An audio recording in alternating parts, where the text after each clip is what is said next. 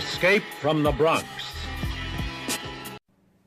Hello everyone, and welcome to Retro Reviews number 2. Who the hell was that? Talk about this movie right here. It's called Escape from the Bronx. I have the VHS cover. Here's the front of it. And here's the back. I actually got this for very cheap at a flea market actually, and I have never heard of this movie before, so I thought, for the price, I might as well check it out. It has really nice cover art and something that honestly looks like it can grab anyone's attention just from the cover art alone. So with a title like Escape from the Bronx, I'm sure you're expecting this movie to be a complete ripoff of John Carpenter's film Escape from New York and LA. Carpenter's movie, I believe, came out in the year 1981, and Escape from the Bronx came out in 1985. I think the movie was actually using the title as a selling point.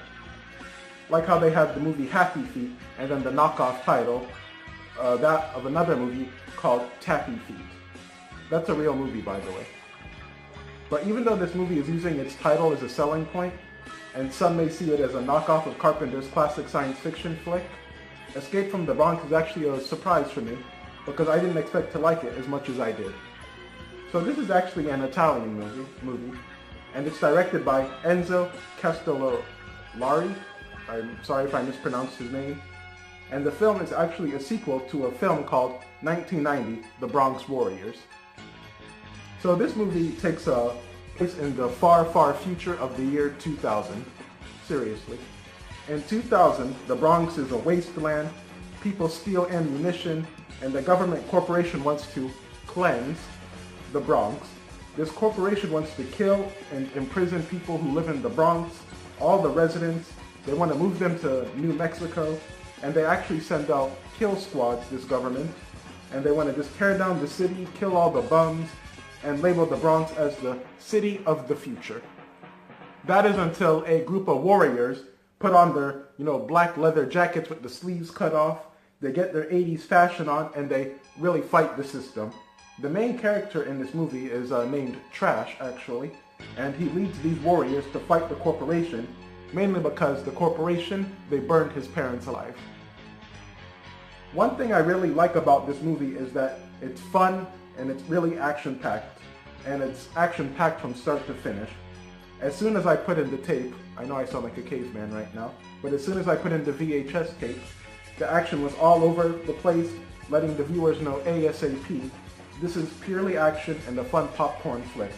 Explosions, shootouts, bombs, grenades, fire, fistfights are pretty much the script for this movie. The action is just really way over the top. Someone uses a pistol and they actually shoot it one time, and the helicopter just comes crashing down and it explodes into smithereens.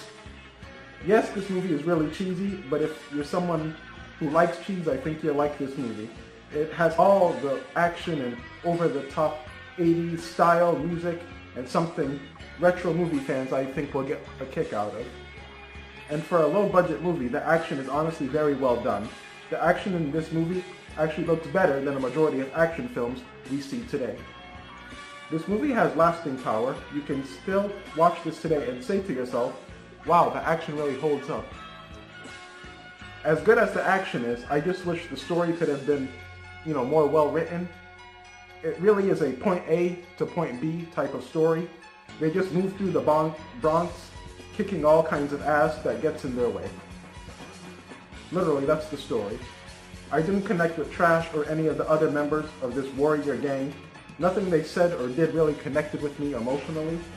The villains of the corporation, they don't look intimidating at all. They wear helmets, like space helmets, and they look like giant Hershey's Kisses because they wear a costume that looks pretty much like foil paper. And even though they're not that intimidating looking, they have an act for liking to set people on fire. That was just a recurring thing that happened in the movie.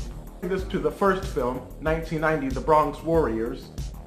I have to be honest, I think this one is definitely packing a lot more action, while the first had more science fiction elements. The first one did have action, but the sequel took the action and just bumped it way up more than I was expecting and what most people are expecting. I do think this movie had, all the makings to really be a cult classic. However, when I looked up some stuff on Google, that's called research, I think one of the cast members, the actor who plays Trash, actually said he wasn't really interested in promoting the movie in the United States, and even the director himself said he wasn't all that interested in promoting it in the United States, for whatever reason. Like a lot of good low-budget movies, this movie proves you can be given, just a little something, but make something really big with it and something really strong. I love seeing this, and this has some damn sexy action. If you are an individual who doesn't really care for story and you just want to see, pew pew and things blow up, this is the type of movie for you. It really does have that 80s style and sleeves and music and action. I honestly enjoyed this more than I thought. So when it comes to Escape from the Bronx, I believe this movie earns 4 out of 5 hair pieces. Okay, seriously, who the hell is in my house? So thank you all so much for checking this video out. If you want to see other videos, feel free to check those out as well. And here's a little look at the next retro review. They broke into the mall for the wildest all-night party of their lives. It's dead meat. But you're never alone in the chopping mall. What's that? Robot blood.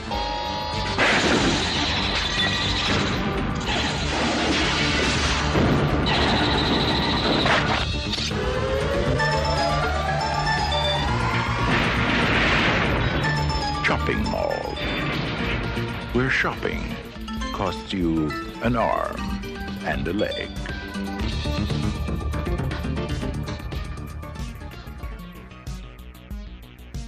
Really looking forward to that one, and I really hope you're looking forward to the next video as well. Until next time, goodbye.